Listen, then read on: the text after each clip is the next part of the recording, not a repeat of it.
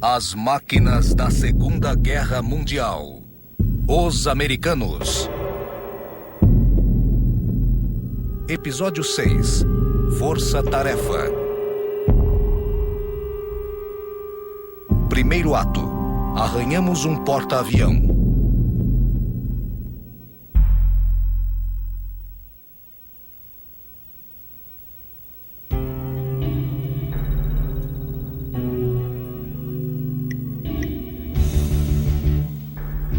No início de 1942, depois de ter conquistado quase todo o sudoeste da Ásia em poucos meses, o Japão Imperial estava no ápice de seu poder.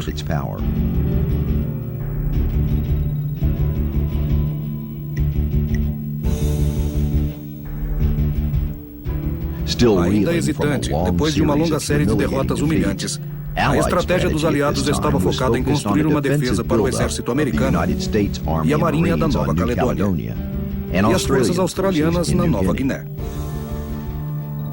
Em abril de 1942, as forças japonesas saíram de sua fortaleza em Rabaul e lançaram a Operação Two-Pronged, que foi uma operação anfíbia de investida em Port Moresby, Nova Guiné, e outra contra Tulagi, nas Ilhas Salomão.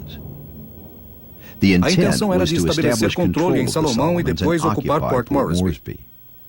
Isso cortaria os suprimentos à Austrália e traria os porta-aviões americanos e sua frota para a batalha pela primeira vez. Como 3 frotas japonesas estavam no mar, o rádio os interceptava, alertando os aliados sobre as operações iminentes. Havia 3 grupos principais de batalha em oposição. O USS Yorktown, que já estava no mar coral sob o comando do almirante Frank Jack Fletcher, e o USS Lexington, que estava na rota e juntaria-se à força de superfície dos aliados. Os porta-aviões Hornet e Enterprise estavam indo para o sul depois da incursão de Doolittle em Tóquio, mas chegaram muito tarde para fazer parte da batalha. Em 7 de maio, o porta-aviões americano localizou a frota de invasão, escoltada pelo porta-aviões Shohu, que afundou com graves baixas.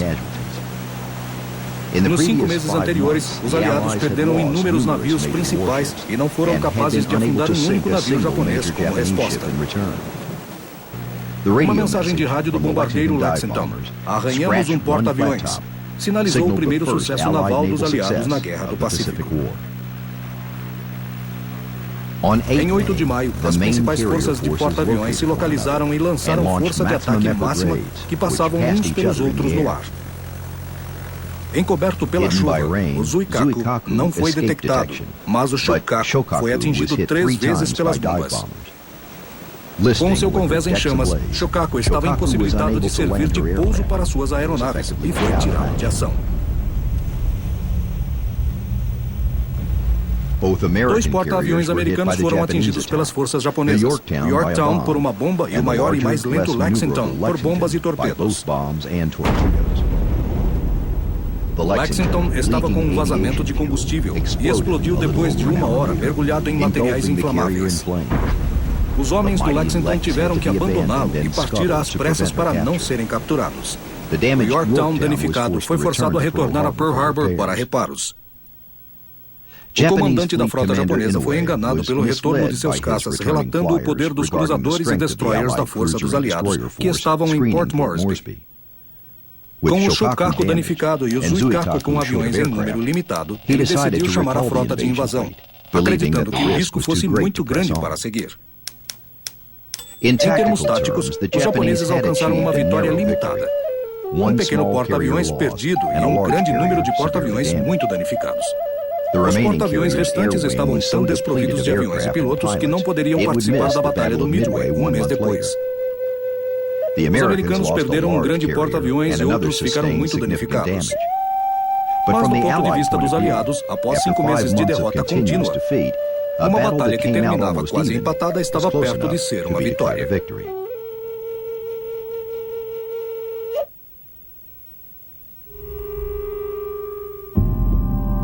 Segundo ato. Milagre em Midway.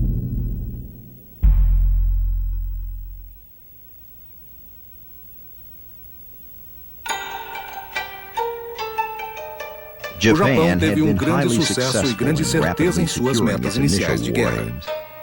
Chegou o momento então de executar uma segunda fase.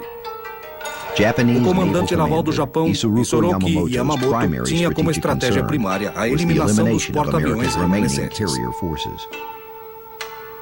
Afundar os porta-aviões americanos e tomar Midway, a única ilha estratégica ao leste do Pacífico além do Havaí, era visto como o único meio de anular outra ameaça contra as ilhas japonesas. Como era típico dos planos navais do Japão durante a guerra, o plano de batalha de Yamamoto era bem complexo. Além disso, seus desígnios eram atributos de otimismo e inteligência, e as informações sugeriam que o Enterprise e o Hornet, que formavam a Força-Tarefa 16, eram os únicos porta-aviões disponíveis para a frota do Pacífico na época. Na Batalha do Mar Coral, Lexington estava no fundo do mar, e o Yorktown estava muito danificado e acreditava-se que afundaria. Os japoneses estavam cientes de que o Saratoga estava a caminho da costa oeste para reparos, depois que um submarino o acertou com um torpedo. O alto comando japonês acreditava que eles haviam enfrentado os melhores porta-aviões dos Estados Unidos. Para batalhar com uma força inimiga composta de 4 ou 5 porta-aviões, Nimitz precisaria de todos os porta-aviões americanos disponíveis. Ele já contava com o porta-aviões do vice-almirante William Halsey nas mãos. Porém, Halsey fora acometido de uma psoríase e teve de ser substituído pelo almirante Raymond Spruance. Nimitz também chamou com urgência a força-tarefa do almirante Frank Jack Fletcher da área do Pacífico Sul e Oeste. Eles alcançaram Pearl Harbor em tempo para o abastecimento e partiram. O Saratoga ainda estava em conserto e o Yorktown estava muito danificado, mas o estaleiro naval de Pearl Harbor trabalhou em cima das horas para consertar os porta-aviões. Apenas 3 dias depois de ser colocado no estaleiro em Pearl Harbor, o Yorktown estava recuperado, enquanto que a banda do navio tocava California, Here I Come. O ataque inicial foi lançado pelo vice-almirante Chuichi Nagumo às 4 horas e 30 minutos do dia 4 de junho. Ao mesmo tempo, os japoneses lançaram aeronaves de busca como a Patrulha Aérea de Combate CAV, de caças para reconhecimento. A organização de reconhecimento dos japoneses foi superficial, com poucas aeronaves que cobriam adequadamente as áreas de busca designadas. Às 6h20, os aviões bombardearam e danificaram muito a base americana em Midway. Os pilotos de caça da Marinha em Midway, voando nos Grumman F-4 Wildcats e nos obsoletos Brewster F-2, fizeram a defesa fraca da ilha e sofreram muitas perdas. Livrando-se do primeiro ataque japonês, os bombardeiros americanos com base em Midway fizeram muitos ataques nos porta-aviões japoneses. Nesses ataques também estavam 6 TBF Avengers. Em sua primeira operação de combate, os 4 B-26 Marauder armados com torpedos. Os japoneses saíram desses ataques com quase nenhuma perda, e em contrapartida destruíram 3 bombardeiros americanos.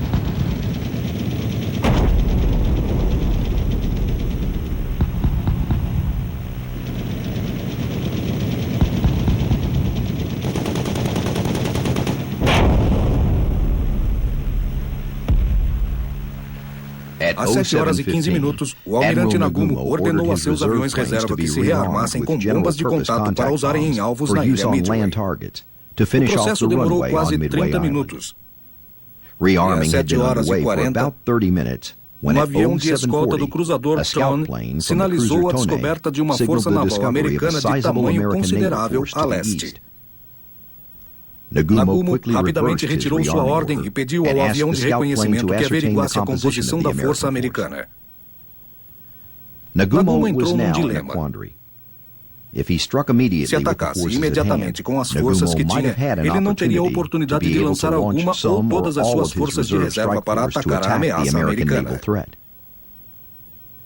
No final, Nagumo decidiu esperar sua primeira força de ataque aterrissar. E então lançou sua força de reserva que estava apropriadamente preparada. Enquanto isso, os americanos já haviam lançado seus aviões contra os japoneses.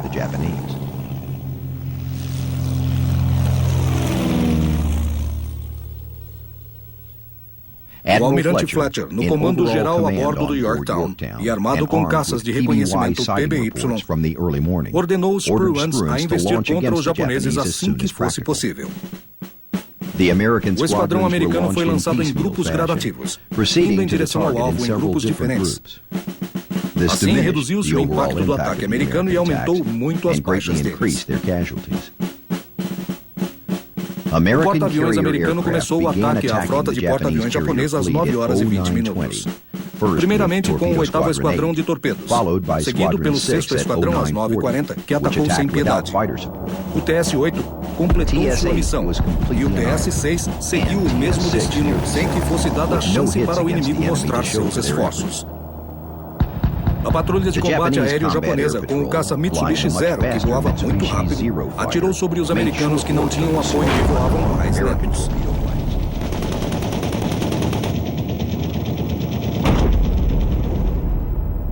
No entanto, além dos terríveis sacrifícios, os aviões com torpedos alcançaram 2 resultados importantes. Primeiro, desequilibraram os porta-aviões japoneses que ficaram sem ter como lançar o contra-ataque. Segundo, seus ataques tiraram a patrulha de combate aéreo japonesa de posição. Um terceiro ataque às 10 horas, com um avião munido de torpedos, o VT-3, levou rapidamente a maioria dos caps japoneses para o quadrante sudoeste da frota. Por acaso, ao mesmo tempo em que o VT-3 era avistado pelos japoneses, 2 formações continham 3 esquadras dos SBD Dauntless americanos com bombas. Eles se aproximaram da frota japonesa pelo noroeste e pelo sudoeste. Essas formações, embora tivessem dificuldade de localizar os porta-aviões japoneses, tinham agora que respeitar a decisão dos comandantes da esquadra de tomar uma posição perfeita para atacar os japoneses. A armada japonesa de aeronaves de ataque estava no hangar na hora do ataque fatal. As mangueiras de combustível estavam espalhadas pelo convés enquanto terminavam as operações de abastecimento. As constantes mudanças da artilharia faziam com que as bombas e torpedos ficassem empilhados no convés antes de serem guardados nos depósitos. Os porta-aviões japoneses estavam em uma posição extraordinariamente vulnerável. Em apenas 6 minutos, os SBD atacaram e deixaram os 3 alvos em chamas. Akagi foi atingido só por uma bomba, e foi o suficiente. Ela penetrou no convés superior e explodiu entre os aviões armados e abastecidos. Um míssil extremamente próximo também se armou e explodiu embaixo d'água, dobrando o convés para cima e causando um aquecimento que danificou o leme. Soryu teve seu convés atingido por 3 bombas, no momento em que 4 atingiram o Akagi. Os 3 porta-aviões foram tirados de ação, abandonados e foram a pique. Hiryu foi o único porta-aviões japonês sobrevivente e perdeu tempo no contra-ataque. O primeiro ataque dos aviões japoneses danificou muito Yorktown, mas os engenheiros o consertaram bem rápido. Um segundo ataque de bombardeiros o confundiu com um porta-aviões intacto.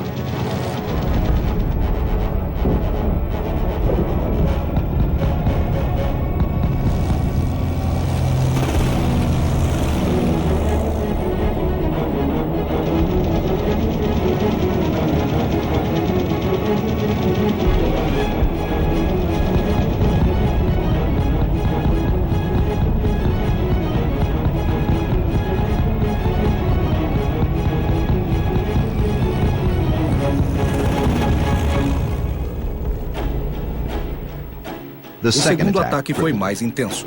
O navio estava fora de combate, mas 2 porta-aviões da Força Tarefa 16 escaparam sem nenhum dano.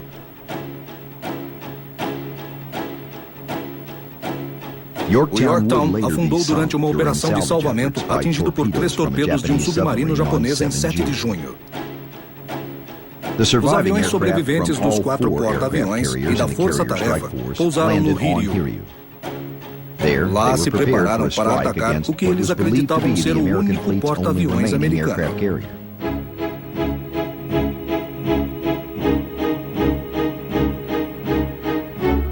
Quando os aviões de escolta americanos localizaram o Hiryu no fim da tarde, o Enterprise lançou o ataque final com bombas contra o único porta-aviões que sobrou desse evento.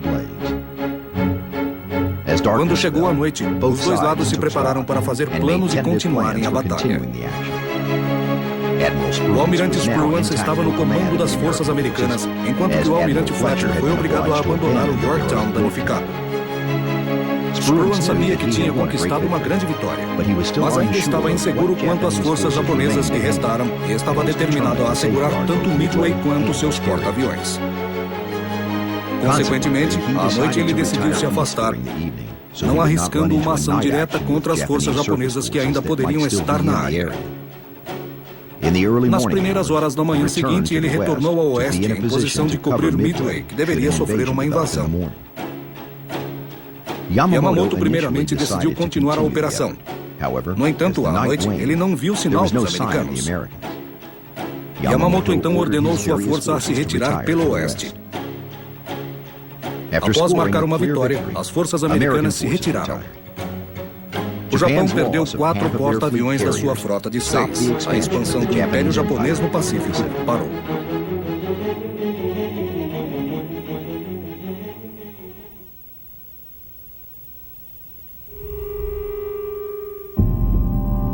Terceiro ato, TAF 3.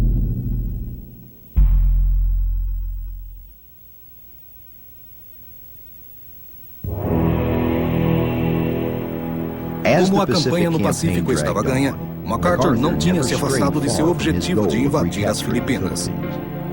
Em setembro, a reunião dos chefes de Estado aprovou que em dezembro começaria a invasão de MacArthur na ilha Leyte, no centro das Filipinas.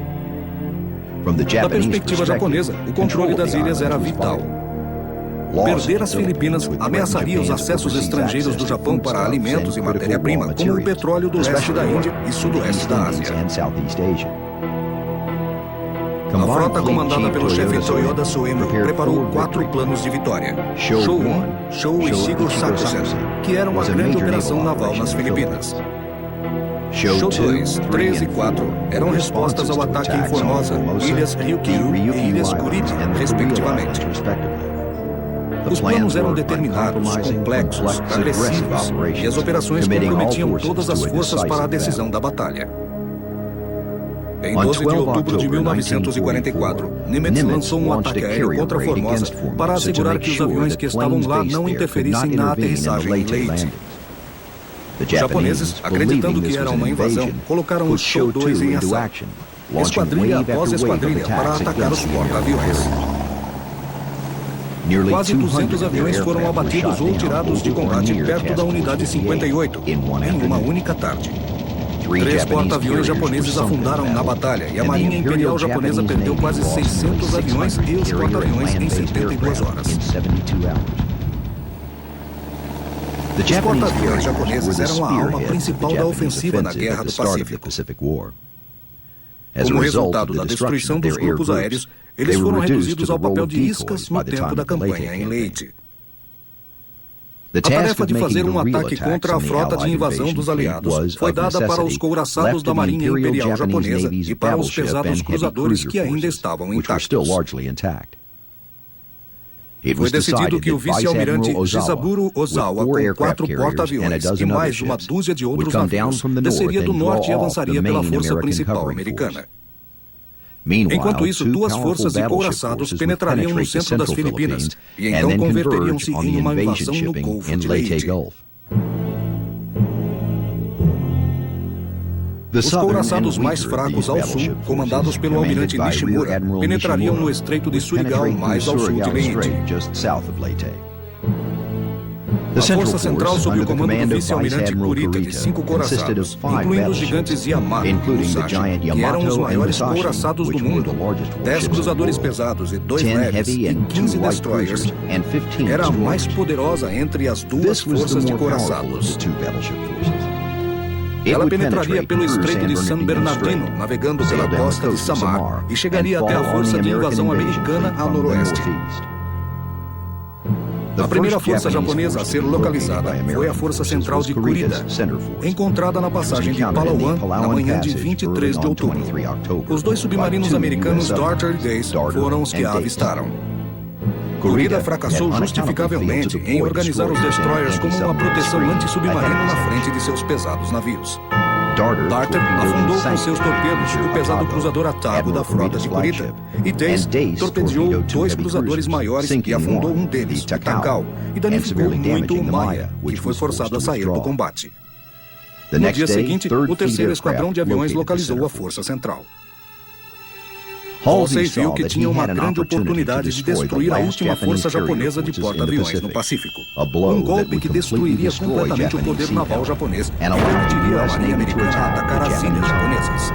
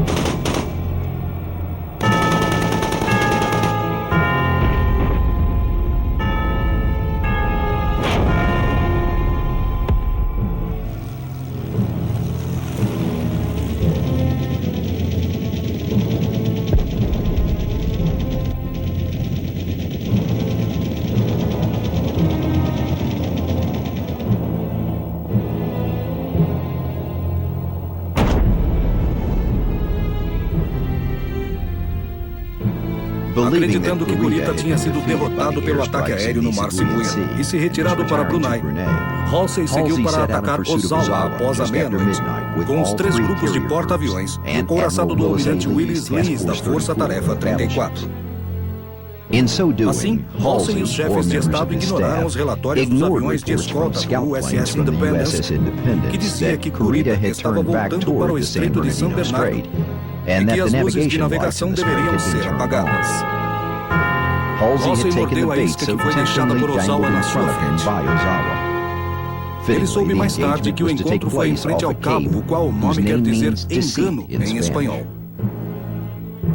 Halsey virou para o norte com toda a sua força para uma ilha onde pôde ancorar os barcos. Halsey não mediu esforços para proteger a 7ª Frota da Força Central. Ele deixou a terra em Leyte coberta apenas por alguns porta-aviões e destroyers. Além disso, Halsey não informou a Kincaid que a 3ª Frota não estava cobrindo o estreito. O almirante Jesse Oldendorf estava com 6 encouraçados velhos e lentos. 5 deles já tinham sido danificados em Pearl Harbor. 4 cruzeiros médios e 4 pequenos, e 26 destroyers foram encarregados de deter os japoneses. Além disso, 39 navios PT estavam organizados além do ataque. Às 22 horas e 36 minutos, um deles, o PT-131, fez o primeiro contato com os navios japoneses. E por mais de 3 horas e meia, o navio PT fez ataques repetidos na força de Nishimura, mas não acertaram nenhum torpedo. Quando os navios de Nishimura entraram no Estreito de Surigao, eles sofreram o ataque devastador dos destroyers americanos posicionados dos 2 lados da linha avançada. Os 2 encouraçados japoneses foram atingidos por torpedos. O Yamashiro conseguiu manter a navegação, mas o fuso explodiu e afundou. 3 dos 4 destroyers também foram abatidos. O ataque dos destroyers americanos teve tanto sucesso que quando as forças japonesas vieram com um número de encouraçados e cruzadores dispostos ao lado do estreito, eles só tinham um encouraçado Yamashiro, um cruzador grande e um destroyer. O ataque esmagador das metralhadoras dos navios aliados afundou o Yamashiro e reduziu o cruzador Mogami a um navio em chamas. O destroyer Shiguri sobreviveu milagrosamente. A força sudoeste de retaguarda, a 2ª força de ataque, comandada pelo almirante Shima, aproximou-se do Estreito de Surigao a 64 quilômetros atrás de Nishimura. Ele também sofreu ataques dos navios PT, e um deles atingiu o cruzeiro menor Abukuma com um torpedo. Isso o enfraqueceu e o fez sair de formação.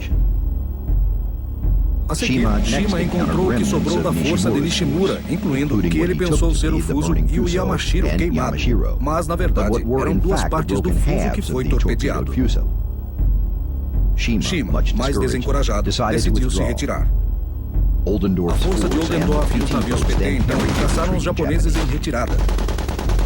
Os últimos disparos na batalha do Estreito de Surigao foram feitos às 7 horas e 21 minutos, quando os cruzadores e destroyers americanos afundaram o destroyer Asaguchi, que havia sido atingido por torpedos e estava danificado.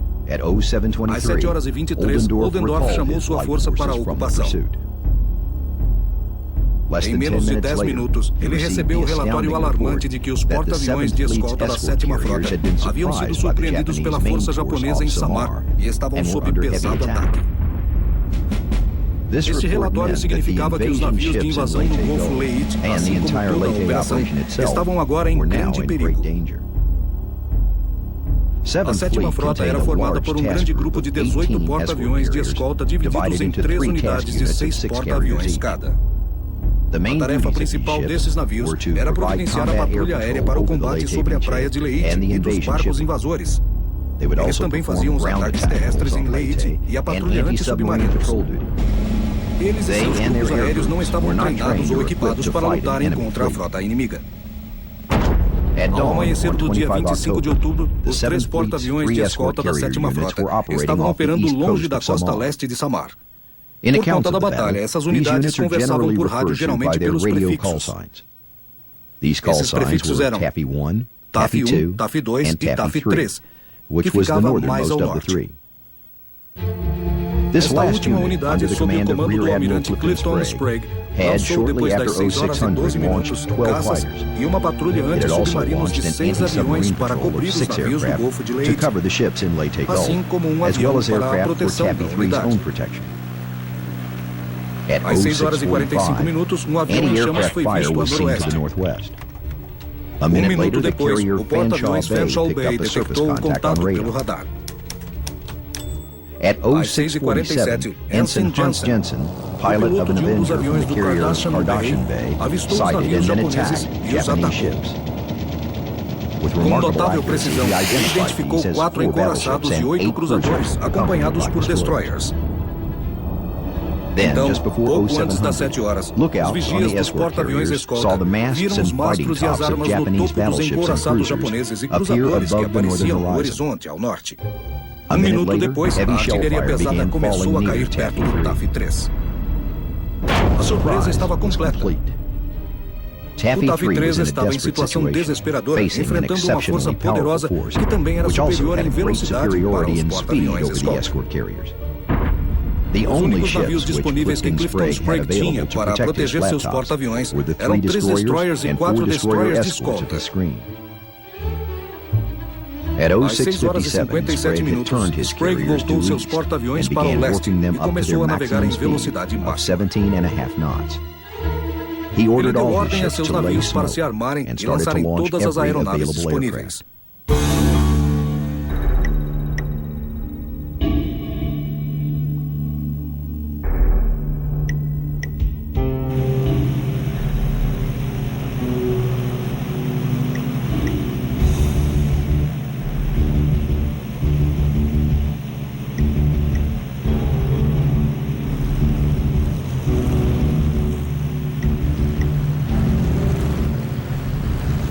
Às 7 horas e 1 minuto, ele fez contato pedindo para quem pudesse que o ajudasse.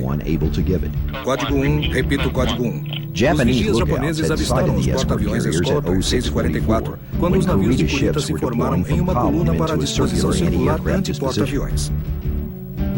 O almirante Kurita ordenou ataque todos, permitindo aos comandantes de seus navios a investirem contra os navios americanos por sua própria iniciativa, sem referência à sua capitania. Isso significou que ele perdera o controle da batalha e, com essa ordem, causou grande confusão na formação japonesa, pois ela já se direcionava para outro local. Às 7h16, Sprague ordenou aos seus 3 destroyers de classe Fletcher, Howell, Herman e Johnson para contra-atacarem a formação japonesa. Eles investiram inflexivelmente sobre os encouraçados e cruzadores, atacando os navios com suas armas de calibre 127 e torpedos.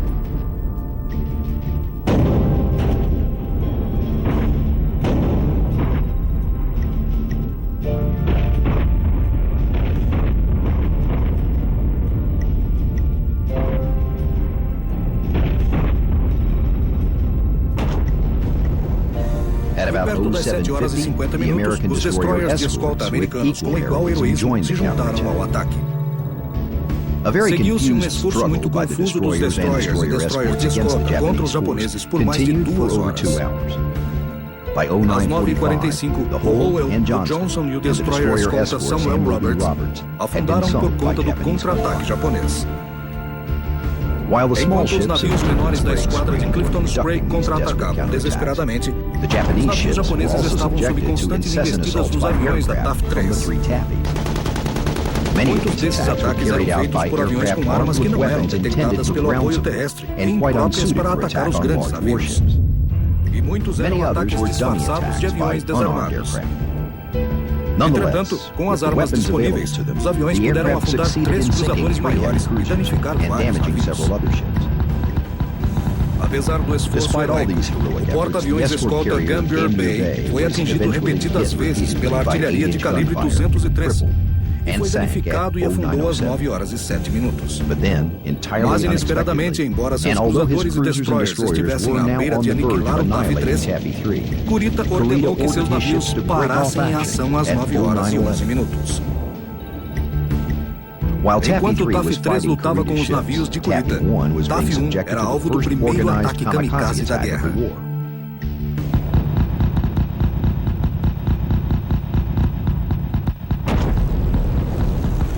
Logo depois, o TAF-3 também sofreu um ataque kamikaze.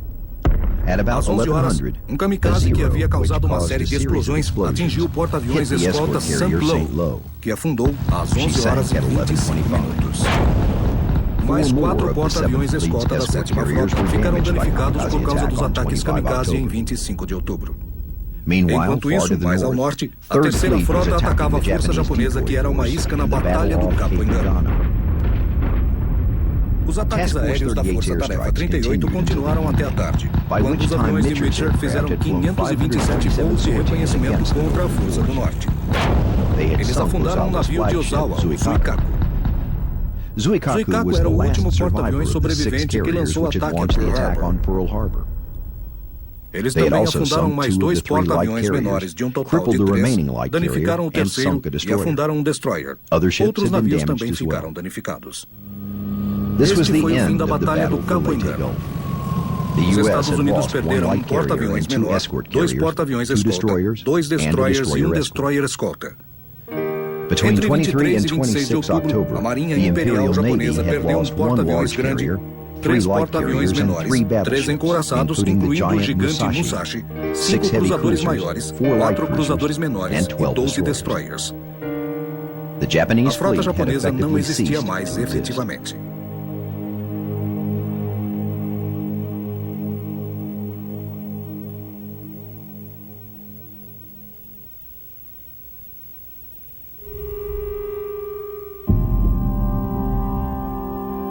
Quarto ato. Corra em silêncio. Corra muito.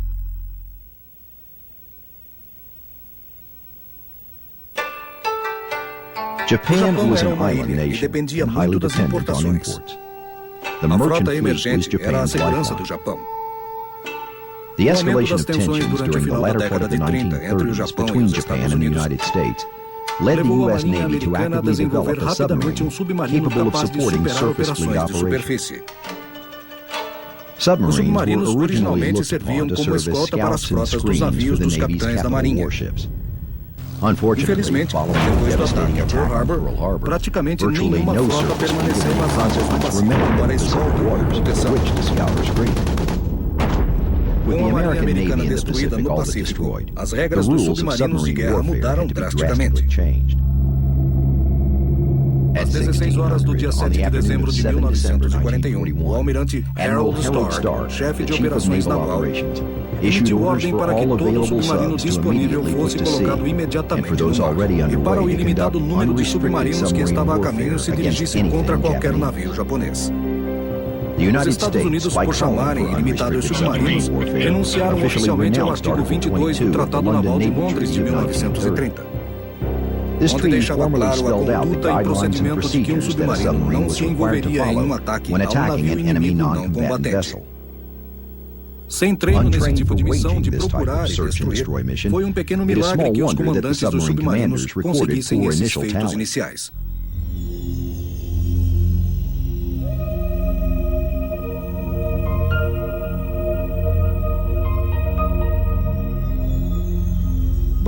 Os submarinos continuavam a dar as ordens de formação para a aproximação das entradas dos portos e baías, ignorando o fato de que a maior parte dos navios japoneses estava concentrada na área.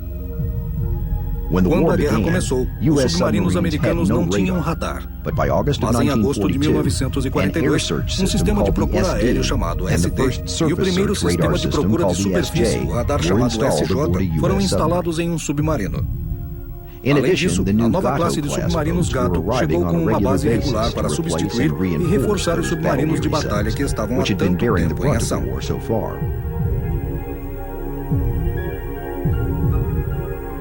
Enquanto estavam armados com um dispositivo estável de norma de patrulha e ataque no início da guerra, os comandantes descobriram que se encontravam, na verdade, em situação de aprender como seguir. Como resultado, outros procedimentos táticos foram desenvolvidos muitas vezes contra a vontade dos superiores. No início de 1943, os Estados Unidos começaram a lançar o uso de um ataque cooperativo de prova conhecido como Wolfpacking. Como uma parte importante do sucesso dos submarinos alemães no Atlântico, Wolfpackings americanos retornaram com resultados mistos. A confiança na habilidade de 2 ou 3 submarinos poderem executar o ataque cooperativo contra qualquer navio inimigo era alta. Mas a dedicação desses submarinos a um único ataque era considerada por alguns um desperdício de recursos militares. Os comboios japoneses operavam com um número mínimo de navios quando faziam operações marcantes no Atlântico, e este número reduziu graças à extrema eficiência dos submarinos Wolfpacks.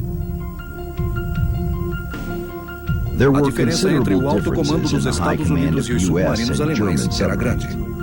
O almirante Karl Dönitz, comandante de um exército de submarinos alemães, Kriegsmarine, geralmente administrava o movimento de seus submarinos e mantinha contato contínuo pelo rádio, guiando muitos de seus operadores.